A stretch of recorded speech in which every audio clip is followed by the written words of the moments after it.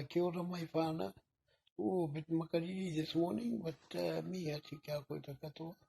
I just wanted to have a kōrero on some, first of all, our Whare Waananga that were in Mahia, and one of them was a real mention in the old Māori law, Aruari, of Kauairunga and Kauairaro, which meant all things celestial, and all things terrestrial.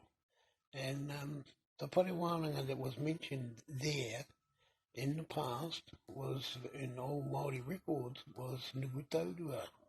The Whare Waananga at Nugutaurua there, below Maungā Kahia, Maungā Kawhia actually, and also Mākorakora, as mentioned in the Waiata that was I tito e mui mai hook that to my Maungā Kahia.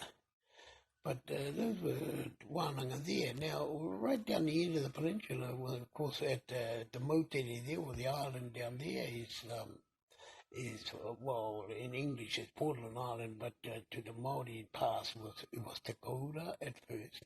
And because of the sour water that they had on there, they couldn't drink the water really. It had to be rainwater after that. It was because the water was salty and sour, so they called it Waikawa.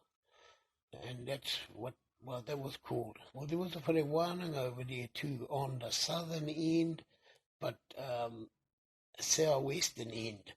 And actually the land has gone into the sea right now, this time. It's eroded down. And that Whare Waananga was Ngāhere mai Heru mai Tawiti. Now, the Ngāhere mai Tawiti, or what was bound in the past, was brought to the future. So it means from the past, Ngāhere, the binds from the past. Now, it was a wānanga in Karakia, for te hiika, for fishing, for mahinga kai, with mainly of the moana, but also on the whenua too, te tanukai, te marakai. And but those wānanga were mainly on the art of te hiika.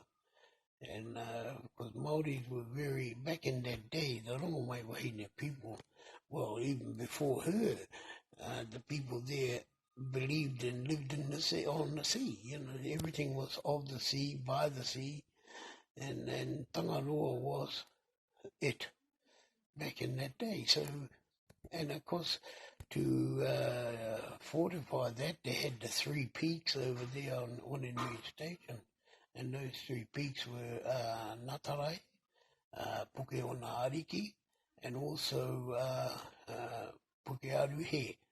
And they signified the teachings of Tanukai, Hiika, and also warfare. Even though it was said that the people there were very humble people, non-warring.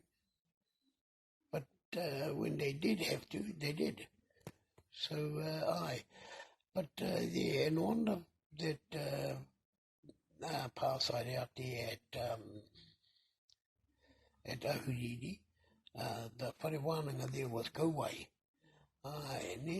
And Kauai being the jawbone of all things, being the real discussion play area for all of this fishing that the Māori were taught down that end of the peninsula. But yeah, so I would say this, that there are a few other places too, but those are the ones of significance.